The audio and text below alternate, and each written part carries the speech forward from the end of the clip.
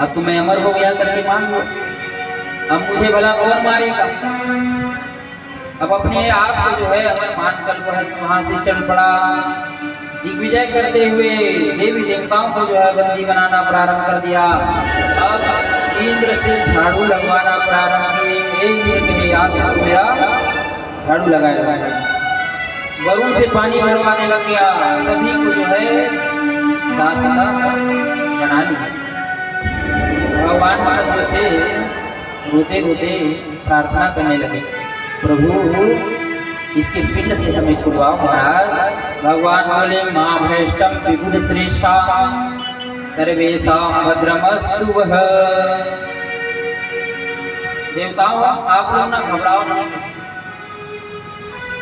हम आपका कल्याण करेंगे, समय की प्रतीक्षा करो। हिरण्यकशिपु के 4 बेटा हुए, कौन कौन? प्रहलाद, प्रहलाद और प्रहलाद। और प्रहलाद जी बचपन में ही बहुत जो है प्रतिभा संपन्न है। ब्रह्मण्य सिर संपन्ना सत्य संध्यो जितेंद्रिय। प्रहलाद जी बचपन से ही ब्राह्मणों के भक्त थे, परम सुशील स्वभाव, सत्य प्रति के परम जितेंद्रिय, सत्य बोलने वाले। वो चित्तो व्यसनेत निस्पृहा, उनका चित्त कभी भी उद्विग्न नहीं होता। संसार के व्यसनों में तनिक भी ध्यान नहीं था। एक सम्राट पुत्र होकर के भी परम जितेंद्रिय थे। अब किसी का कहीं 2-4 पुत्र हो जाए, उसके पिताजी के पास 100 एकड़ जमीन हो जाए, तो फिर ऐसे चलता है रास्ते में जैसे मतवाला हाथी। और इसके पास सब कुछ है लेकिन परम जितेंद्रिय, ऐसे थे प्रहलाद। लेकिन भैया देखो, बचपन से ही इसको एक ग्रह जो है ग्रसा हुआ था प्रहलाद जी को। कौन सा ग्रह? बोले कृष्ण नाम का ग्रह। कृष्ण ग्रह गृहीत्वात्मा न वेद जगदीदृशम्। ब्रह्मा जी की सृष्टि में जो है सुंदर प्रहलाद भक्त हुए। ये बचपन से ही टिमनी टांग वाले कृष्ण रूपी ग्रह इनको ग्रस्त किया। देखो यह ग्रह ना बड़ा खतरनाक है, कृष्ण नाम का ग्रह। दूसरा ग्रह चाहे जितना भी ग्रसे, विद्वान जनों को बुला करके अनुष्ठान जाप करा करके ग्रह को, नवग्रह को जो ग्रह ग्रस रहा हो तो उसका जो है ग्रह शांति करा लेते हैं और ग्रह शांत भी हो जाता है। परंतु भैया यह ऐसा खतरनाक ग्रह है, इसकी कोई उपाय है ही नहीं, बड़ा जबरदस्त ग्रह है। तो इसके प्रभाव के लक्षण कैसे है हमारा? वैकुंठ चिंता सबल चेतन वच्चिद्य सति तच्चिंता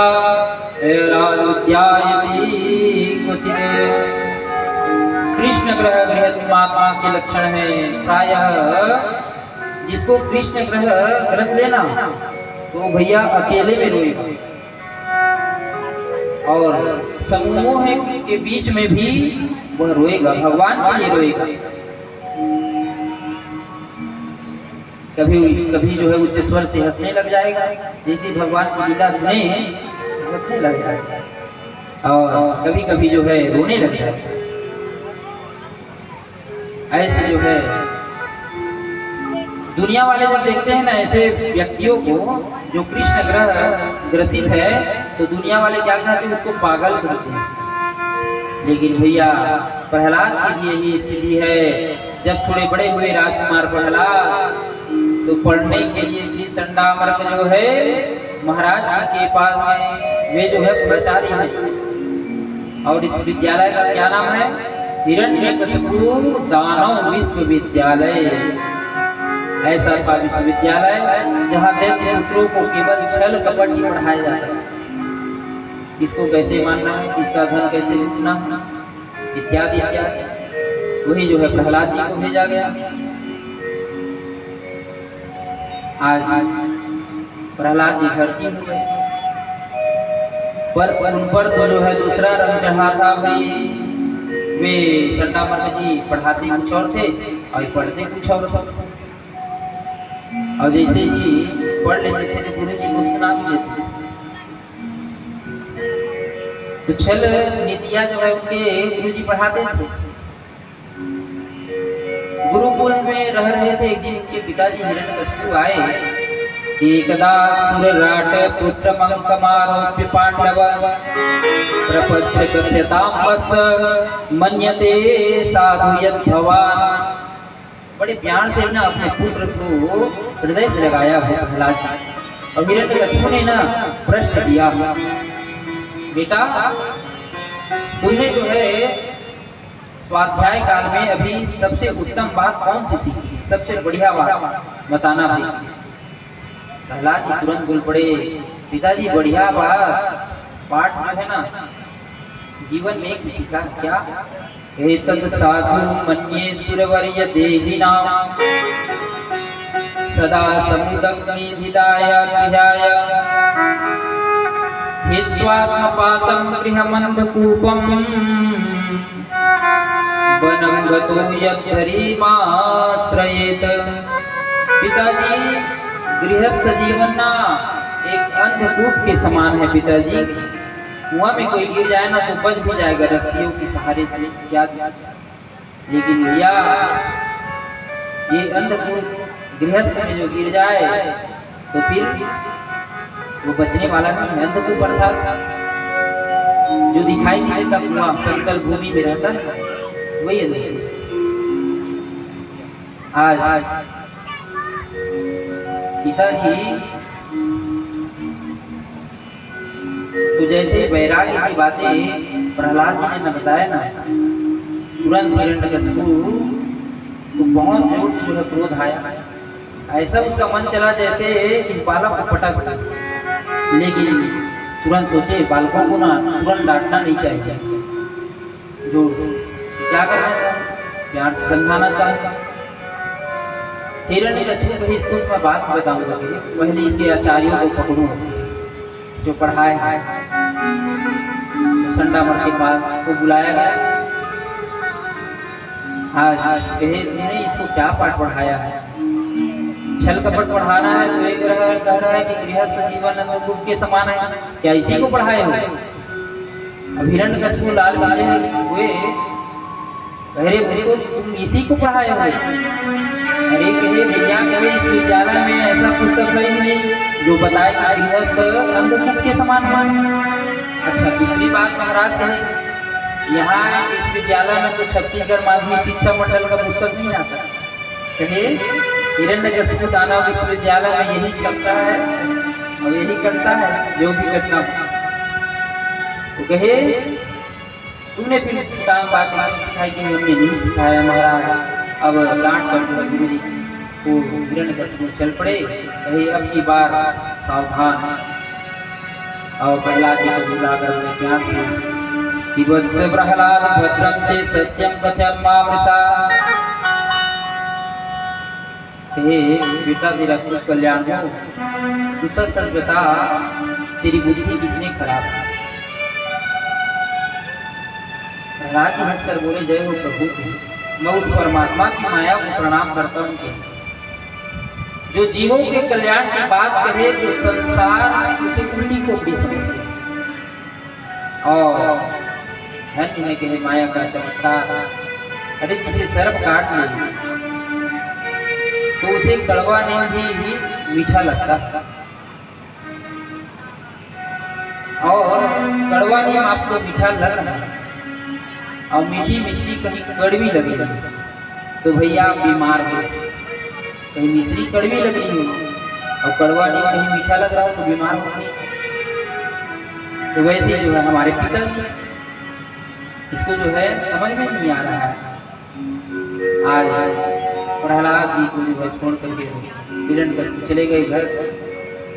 संडा महाराज जी जो है प्रहलाद जी को बहुत डांटे। देते न चंदन बने जाती कंट कर दुमा। सुदेव बाबा का परिचित यह गुरु जी नहीं डांट रहे हैं, वरन राजा हिरण्यकशिपु के सेवक उसको डांट रहे समझ।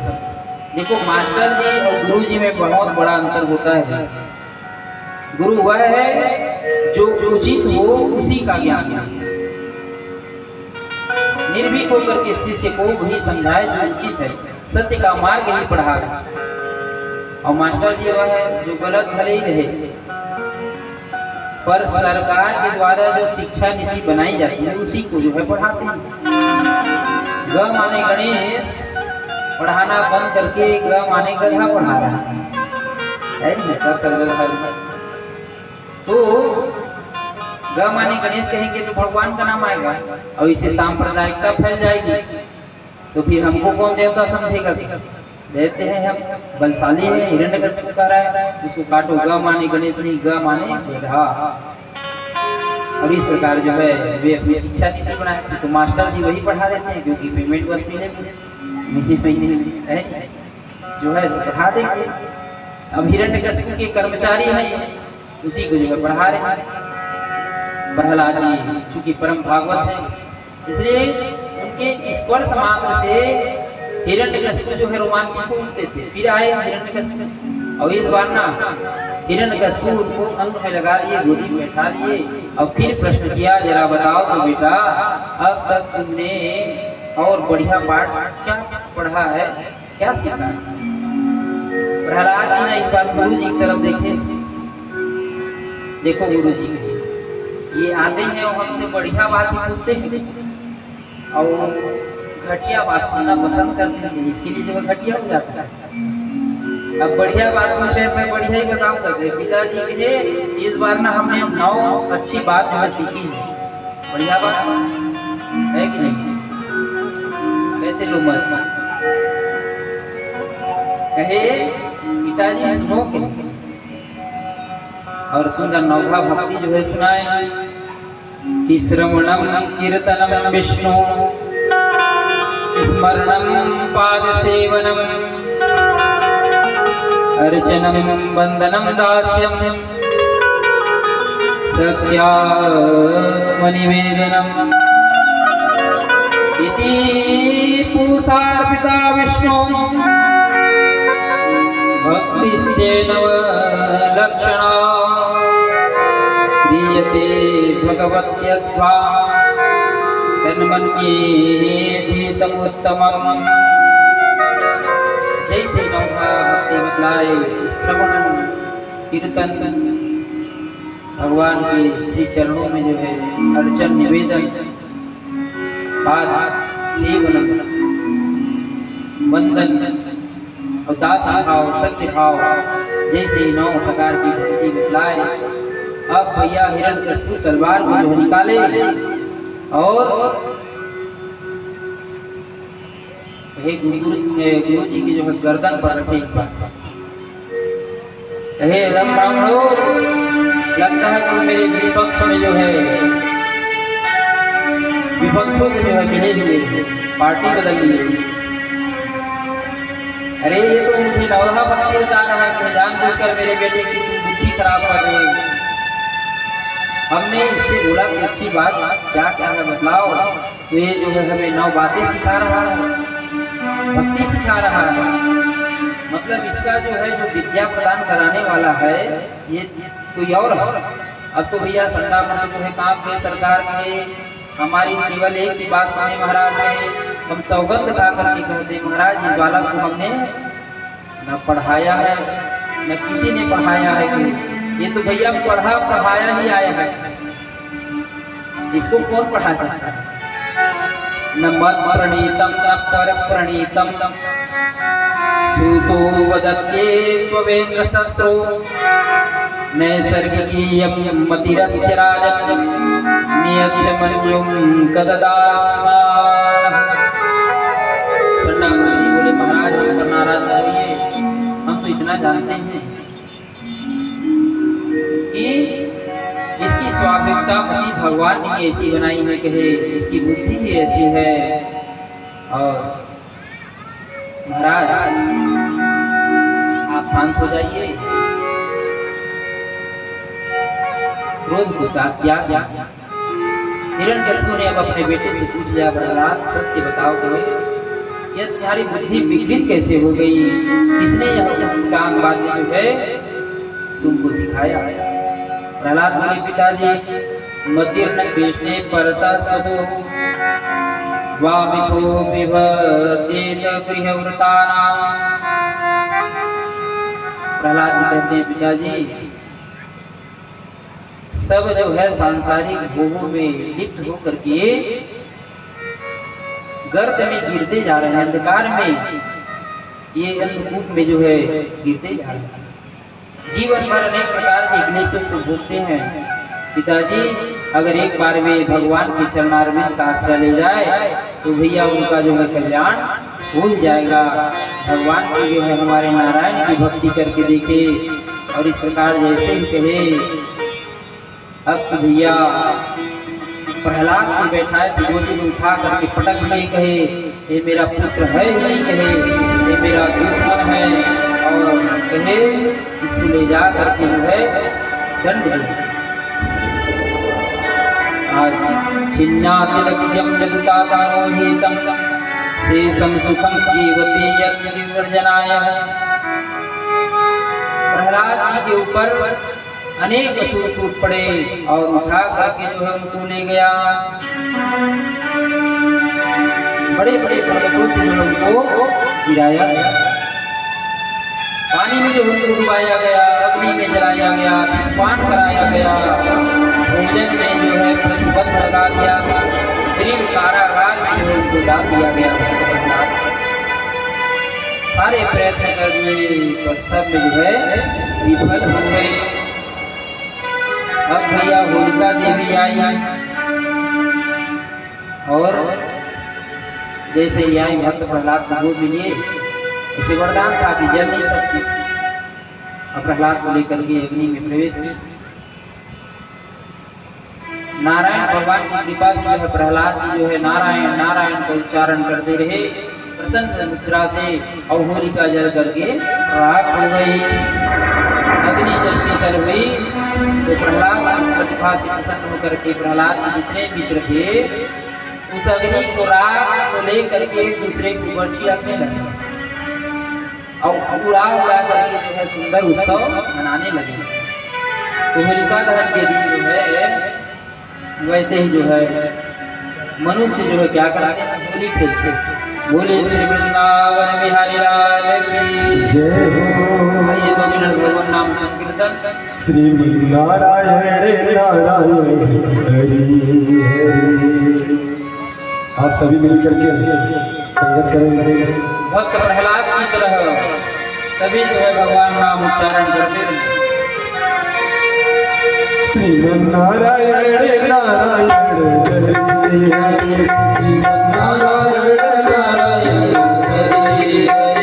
श्री नारायण नारायण नारायण नारायण हरि हरि। तेरी लीला सबसे प्यारी प्यारी,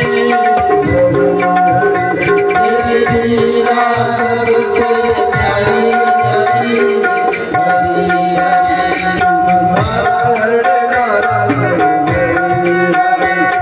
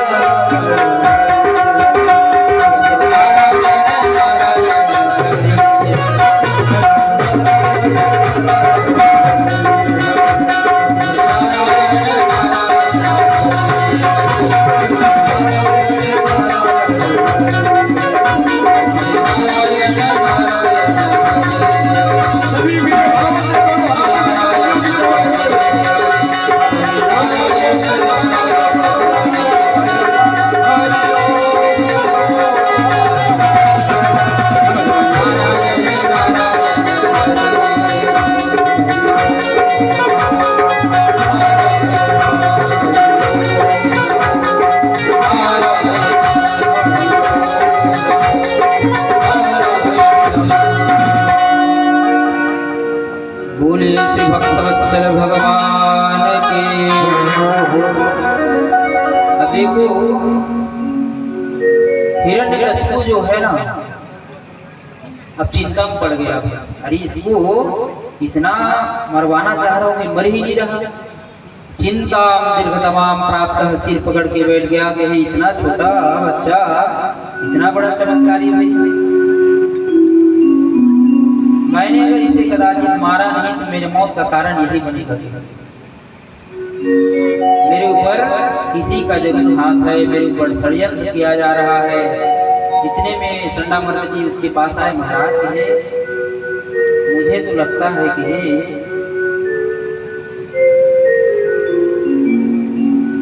ये जो ना नारायण की चाल है। आज संडा महाराज वहां से फिर चले गए और एक दिन जो है संडा महाराज विद्यालय से कहीं बाजार घूमने के लिए चले गए। अब विद्यार्थी खेलते कूदते हैं विद्यालय। प्रहलाद जी को बढ़िया अवसर मिला। इस बार जो है प्रहलाद जी कहे आओ मित्रों ना, हम लोग एक नया खेल खेलेंगे। तो कौन से खेल भाई? आँख मिचौली वाला खेल। वाह, हम तो ऐसा खेल खेले ही नहीं है। अरे तुम लोग कहाँ जा रहे हो कि ये पुराना खेल है? अभी तो सब मोबाइल में चला रहे हैं, तो कहाँ से जानोगे आप क्या चौड़ी खेल है? तो कहे प्रहलाद जी हमारा जीवन भी ना तो एक आँख मिचौली है। कहे देखो ये ऐसा खेल है जीवात्मा और परमात्मा दोनों शाश्वत जो है सखा है। एक बार दोनों बोले चलो आँख मिचौली खेलते। कहे देखो ध्यान सुनिएगा, जीवात्मा और परमात्मा दोनों आँख मिचौली खेल खेलने। पहले भगवान बोले पहले तुम ना, परमात्मा भगवान परमात्मा बोले कि पहले तुम छुप जाओगे, मैं तुमको खोज करके दिखाऊंगा। तो समस्त जीव प्रलय के समय परमात्मा के उदर में विलीन हो गए।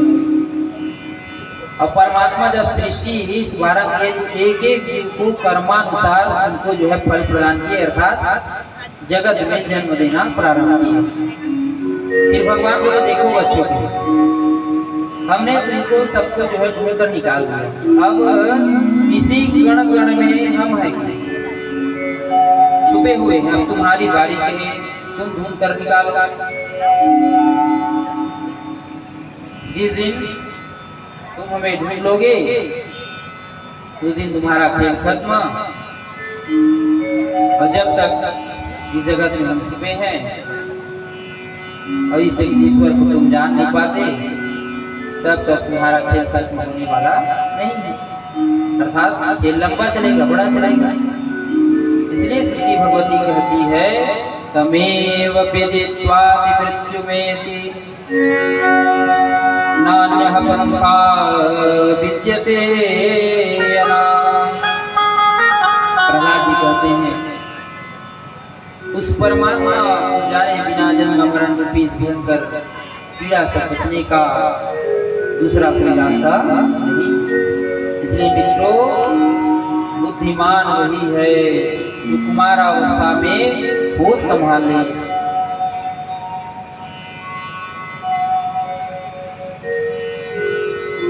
अगर वृद्धावस्था में कहोगे कि हम भजन करेंगे तो फिर उस समय नहीं हो नहीं पाएगा।